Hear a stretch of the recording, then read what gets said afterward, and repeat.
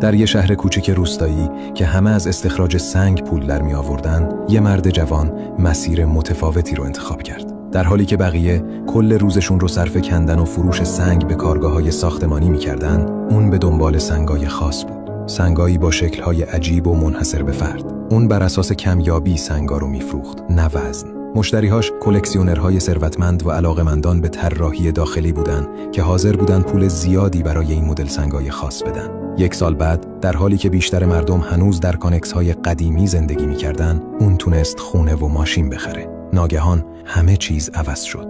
دولت استخراج سنگو ممنوع کرد. به همین دلیل تپه‌های خاکی خیلی زود جای خودشونو به باغ‌های گلابی دادن. گلابی‌های اون منطقه به خاطر شیرینی و عطر خاصشون شهرت پیدا کردن و خریدارا از همه جا هجوم آوردن. اما درست زمانی که شهر تازه به منبع درآمد جدیدش عادت کرده بود، مردم با ناباوری دیدن که اون مرد درختان گلابیش رو قطع کرد. همسایه‌ها با تعجب نگاه می‌کردن و دیدن که مرد به جای گلابی راتان کاشت. از راتان برای ساخت سبد استفاده میشه و اون شروع به ساخت سبد کرد. اما چرا؟ چون روی میوه تمرکز نکرده بود، روی مشکل تمرکز کرده بود.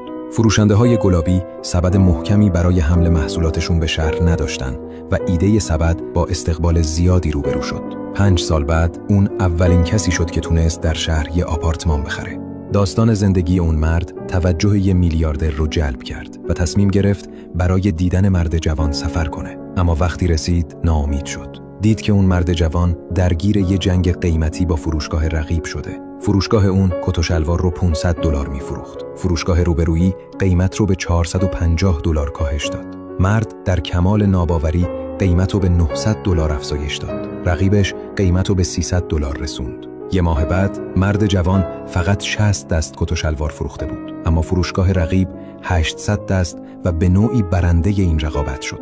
میلیاردر ناامید شد و خیال کرد فریب خورده، اما درست وقتی خواست بره چیزی شنید که میخکوبش کرد. هر دو فروشگاه متعلق به همون مرد جوان بودن. این یه جنگ قیمتی نبود، یه تله بی‌نقص بود. یه فروشگاه ارزش خودشو حفظ میکرد و یه تصویر لوکس میساخت. فروشگاه دیگه همه مشتری‌هایی که دنبال تخفیف بودن رو جذب می‌کرد. اون مرد جوان رقابت نمی‌کرد، کل بازی رو کنترل می‌کرد.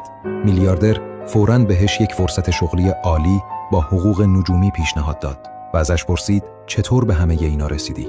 مرد جوان لبخند زد و گفت پول تأثیرگذارترین چیز نیست. تأثیرگذارترین چیز در دنیا طرز فکرته.